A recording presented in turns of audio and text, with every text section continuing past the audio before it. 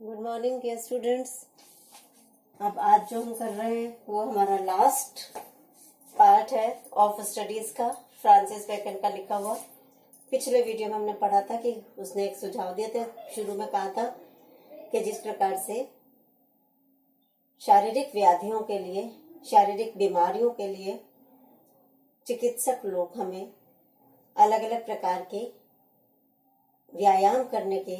सलाह देते हैं, उसी प्रकार से दिमाग में यदि कोई व्याधि है, दिमाग में यदि कोई कमी है, तो उसके लिए भी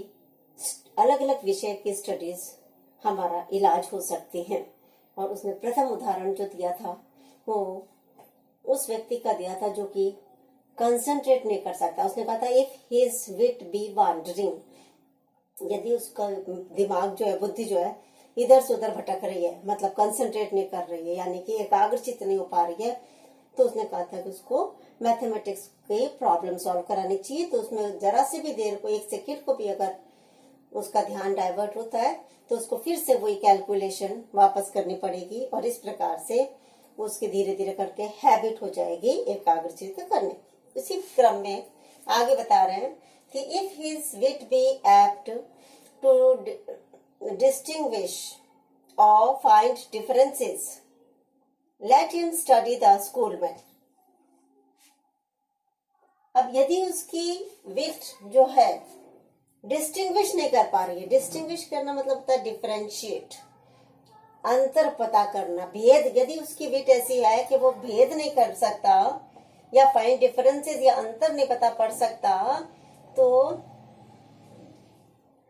लेट हिम स्टडी द स्कूलमैन। जो स्कूलमैन होते हैं और जो फिलोसोफर्स होते हैं वो उनको अध्ययन करेगा। वो लोग क्या है कि छोटी छोटी चीज को इतने ध्यान से और इतने, if his wit be not apt आएगा यहाँ, सॉरी ये थोड़ा सा गलत लिख लिया गया है, if his wit be not आएगा। तो if his wit be not apt, apt मतलब कि प्रॉपर, तो यदि उसकी बुद्धि जो है वो इस योग्य नहीं है कि वो अंतर पता कर सके, तो उसको फिलोसोफर्स को पढ़ने दो, स्कूलमैन को पढ़ने दो, क्योंकि फॉर दे आर सिमनी सेक्टर्स। ये फिर एक लैटिन एक्सप्रेशन है, और सिमनी सेक्टर्स का मतलब है excessive discussion on small but important details. Excessive मतलब अत्यधिक, और डिस्कशन मतलब कि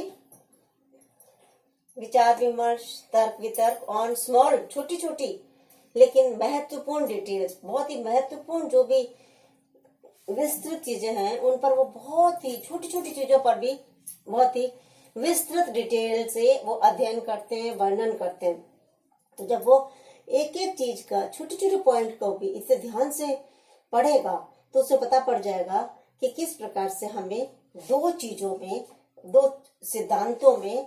दो स्कूल में अंतर किया जा सकता है। मतलब अगर वो कंसंट्रेट नहीं कर पाता है तो उसको मैथमेटिक्स पढ़े, यदि अंतर पता नहीं पड़ सकता है तो वो फिलोसोफर्स को पढ़े, ठीक है। And if he be way not apt to, if he be not apt to beat over matters and to call up one thing to prove and illustrate another, let him study the lawyer's cases. If he be not apt to beat over matters मतलब कि discuss over matters in a very forceful, effective way, यदि वह किसी मामले पर, किसी मुद्दे पर बहुत अच्छे तरीके से विचार नहीं रख सकता, and call up one thing to prove and illustrate, और यदि वो कॉल अप, एकदम से उसका दिमाग याद नहीं कर सकता किसी एक चीज को, किसी एक उदाहरण को, टू प्रूव, अपने आप को, प्रूव मतलब साबित करना, यदि किसी चीज को साबित करने के लिए वो तुरंत ही उसका दिमाग याद नहीं कर सकता कि देखो उस समय ऐसा हुआ था, ये उसने ये कहा था, तो वो अपनी चीज को प्रूव करने के लिए यदि वो किसी चीज को कॉल अप नहीं कर सकता, दिमाग को याद नहीं कर सकता, मेमोराइज नहीं, एकदम से उसके दिमाग में, मेमोरी में नहीं आ सकती, and to illustrate another, illustrate मतलब होता है उदाहरण देकर सिद्ध करना।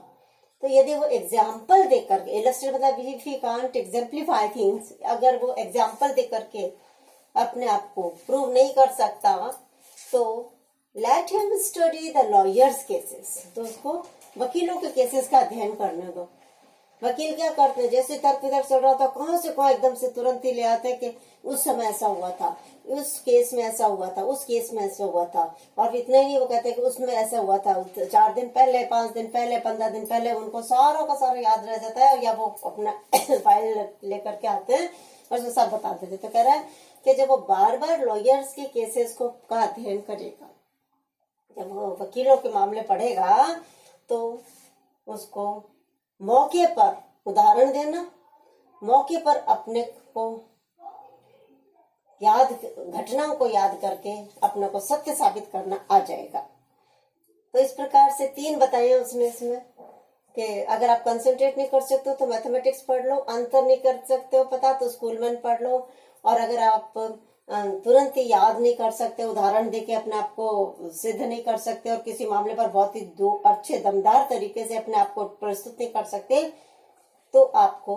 लॉयर्स के केसेस, वकीलों के मामले का अध्ययन करना चाहिए। इसी प्रकार से और भी वो कह रहा है कि जितने भी दिमाग की बीमारियां हैं उन सब का प्रॉपर इलाज हो जाता है